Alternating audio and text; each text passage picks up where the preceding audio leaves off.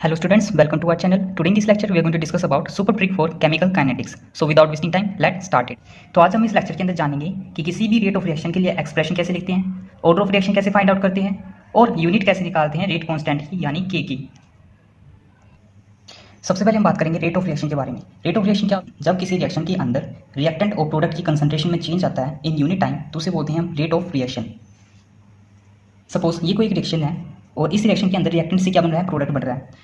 तो हम इस रिएक्शन के लिए रेट ऑफ रिएक्शन कैसे लिखेंगे हम, सबसे पहले हम क्या करेंगे, D by D T reactant की कंसंट्रेशन इक्वल्स टू, और इधर हम लिखेंगे हम D by D T product की कंसंट्रेशन।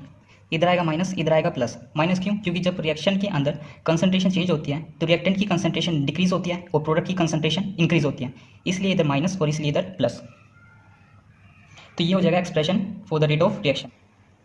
सपोज अब एग्जाम के अंदर कुछ इस तरीके का क्वेश्चन आ जाएगा और बोलेगा right the rate of reaction for this equation N2 + 3H2 gives 2NH3। तो हमें क्या करना है, इस इक्वेशन के लिए रेट ऑफ रिएक्शन का एक्सप्रेशन बनाना है। तो कैसे करेंगे हम, हमने बोला कि जो भी इक्वेशन दी हो सबसे पहले हम उसे क्या करेंगे, लिखेंगे N2 + 3H2 गिव्स 2NH3। तो इसके लिए क्या लिखना हमने, rate of expression, rate of reaction का एक्सप्रेशन बनाना है। तो कैसे करेंगे हम, सबसे पहले हम रिएक्टेंट के लिए लिखेंगे फिर प्रोडक्ट के लिए। सबसे पहले हम क्या करेंगे, यहाँ लिखेंगे D by D T N2 की concentration, D by D T hydrogen की concentration, D by D T NH3 की कंसंट्रेशन।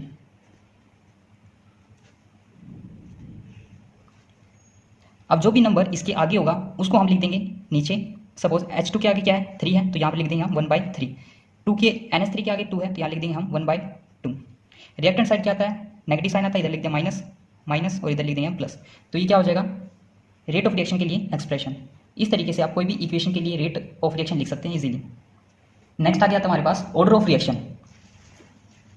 ऑर्डर ऑफ रिएक्शन हम निकालते हैं रिएक्टेंट के लिए।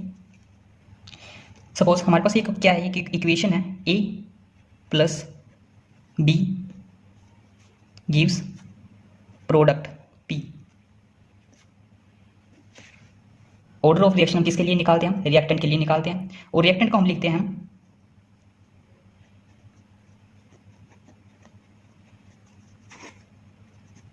रेट लॉ की फॉर्म में। रेट लॉ क्या कहता है, रेट ऑफ रिएक्शन है R, वो डायरेक्टली प्रोपोर्शनल है to the concentration of reactant that is A and reactant B। और जो भी इनके आगे नंबर होता है वो क्या बन जाता है इसमें, पावर। यहाँ पर A के आगे क्या है N, तो A की क्या हो जाएगी, ये पावर हो जाएगी। B के आगे है M, तो B की पावर M। जब प्रोपोर्शनल साइन हटेगा तो हमारे पास आ जाएगा K, A की कंसंट्रेशन पावर N, B की कंसंट्रेशन पावर M। यहाँ पर K क्या है, रेट कांस्टेंट। K क्या है यहाँ पर, रेट कांस्टेंट। और R क्या है, रेट ऑफ रिएक्शन। और N और M हमारे क्या है, ऑर्डर ऑफ रिएक्शन। N और M क्या हमारे ऑर्डर ऑफ रिएक्शन। और यहाँ पर R क्या है, रेट ऑफ रिएक्शन। तो हमारा ऑर्डर ऑफ रिएक्शन क्या हो जाएगा, जो भी रिएक्टेंट की कंसंट्रेशन है उसकी पावर का ओवरऑल सम क्या कहलाएगा, हमारा ऑर्डर ऑफ रिएक्शन। इसको हम देखेंगे हम कुछ क्वेश्चन की हेल्प से कि कैसे निकाली जाती है ऑर्डर ऑफ रिएक्शन।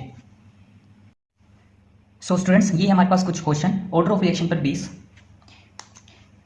एग्जाम में हमारे पास कुछ इस तरह के क्वेश्चन आएंगे तो हम कैसे फाइंड आउट करेंगे हम ऑर्डर ऑफ रिएक्शन। हमने देखा था जो ऑर्डर ऑफ रिएक्शन होता है वो क्या होता है, जो भी रिएक्टेंट की कंसंट्रेशन होती है उसके ऊपर पावर होती है, उसका ओवरऑल सम क्या कहलाता है, ऑर्डर ऑफ रिएक्शन होता है। तो यहाँ पर ऑर्डर ऑफ रिएक्शन निकालेंगे हम कैसे, ऑर्डर ऑफ रिएक्शन। Cl2 जो कि हमारा रिएक्टेंट है, इसकी कंसंट्रेशन क्या है 1, तो यहाँ लिख देते हैं हम 1। इसकी कंसंट्रेशन के ऊपर पावर कितनी है 1, तो यहाँ पर लिख दिया 1। N2 के ऊपर पावर कितनी है 2, तो यहाँ पर लिख दिया 2। 1 + 2 कितना आ गया 3। तो ये क्या हो जाएगी इसके लिए order of reaction.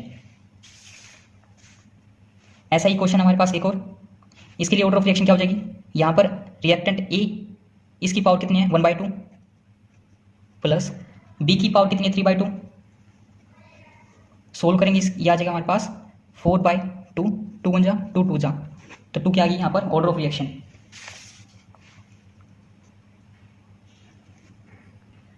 Next question हमारे पास, इसके लिए ऑर्डर ऑफ रिएक्शन क्या हो जाएगी, लिखेंगे पावर कितनी है 3/2 प्लस पावर कितनी है -1, तो यहाँ लिख देंगे -1। तो इसके लिए ऑर्डर ऑफ रिएक्शन आएगी 2 × 2 प्लस माइनस माइनस 1/2, तो इसके लिए ऑर्डर ऑफ रिएक्शन क्या हो जाएगी 1/2। ये रिमेनिंग क्वेश्चन आपके लिए होमवर्क है। Comment the answer of this question in comment box. So students, ये हमारा है second type order of reaction पर बेस्ड क्वेश्चन। क्वेश्चन क्या कह रहा है, ये हमारे पास कोई एक रिएक्शन है, rate of reaction become 3 time with the concentration of A is increase by 9 time, what is the order of reaction.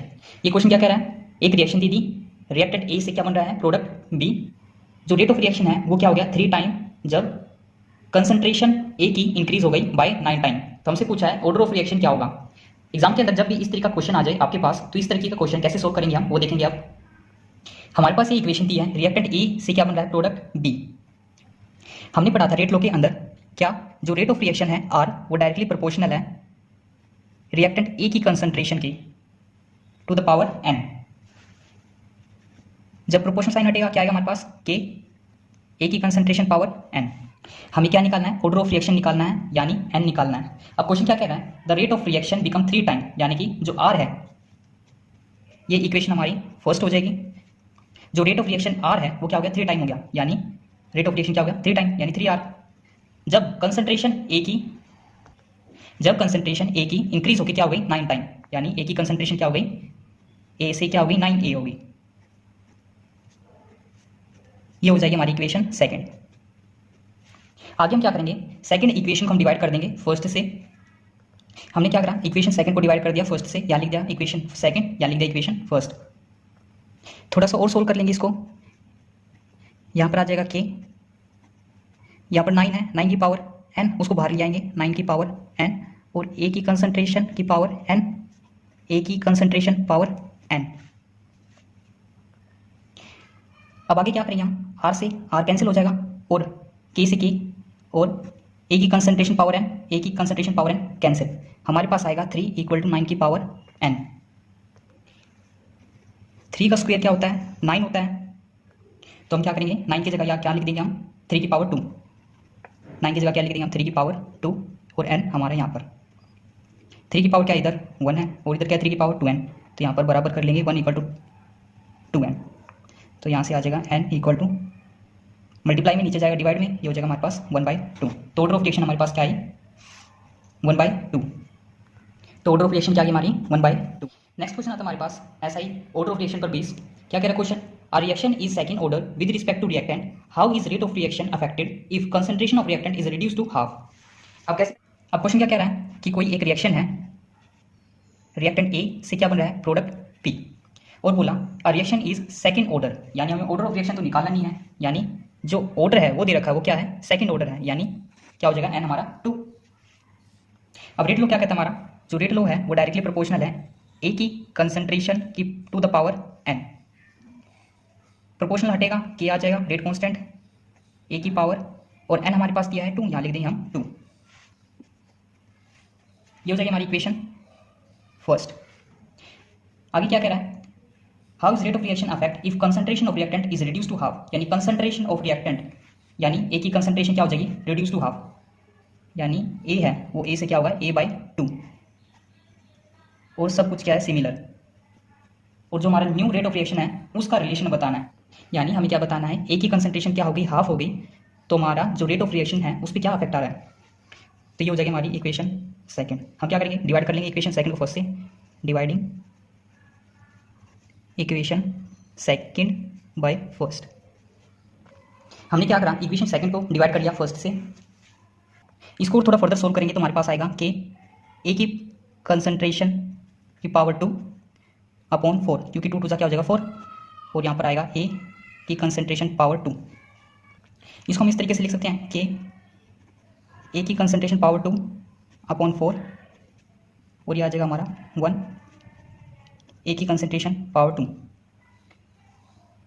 Equals to r'/r, ये r'/r इक्वल्स टू ये के से के कैंसिल, ए की कंसंट्रेशन पावर 2 ए की concentration power 2 1/4 equal to r'/r।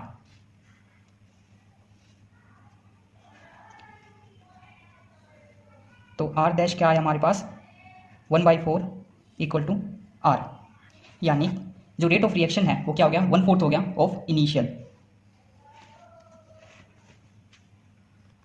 और यही हमें पता करना था इस क्वेश्चन के अंदर। हमने देख लिया कि किसी भी रेट ऑफ रिएक्शन के लिए एक्सप्रेशन कैसे लिखते हैं, ऑर्डर ऑफ रिएक्शन कैसे फाइंड आउट करते हैं, और अब हम देखेंगे कि रेट कांस्टेंट के लिए यूनिट कैसे पता करते हैं। ये हमारे पास एक क्वेश्चन है। क्वेश्चन क्या कह रहा है, rate of reaction is given by equation. ये रेट लॉ की फॉर्म में एक इक्वेशन दे रखी है। What is the unit for the rate constant for this reaction. इस क्वेश्चन को हम कैसे सोल्व करेंगे देखेंगे। अभी हमें क्या दिया है, रेट लॉ की फॉर्म में एक इक्वेशन दिया है, उस इक्वेशन को लिख लेते हैं। रेट इक्वल टू के, ए की कंसंट्रेशन पावर 1 एंड बी की कंसंट्रेशन पावर 2। हमसे पूछा है यूनिट बतानी है रेट कांस्टेंट की, यानी रेट कांस्टेंट हमारा के। रेट कांस्टेंट के के लिए हमें आपको बताना है यूनिट बताना है। क्या चीज़ पता होना चाहिए हमें, एक तो ए और बी की कंसंट्रेशन है, और कंसंट्रेशन को हम दिखाते हैं